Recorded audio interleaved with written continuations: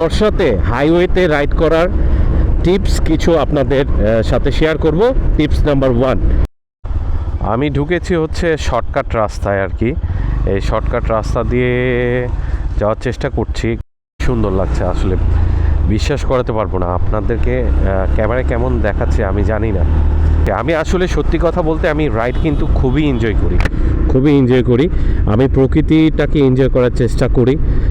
এত সুন্দর প্রকৃতি পাবো এদিকে আমি কল্পনার বাইরে, এত সুন্দর সবুজ কল্পনার বাইরে। একটু কাঁপাকাঁপি করছে কারণ এই ধরনের রাস্তায় হচ্ছে আমার গাড়ি প্রচণ্ড কাঁপে, বাট অন্য মোটরসাইকেল আমি রাইড করেছি এত কাঁপাকাঁপি করে না।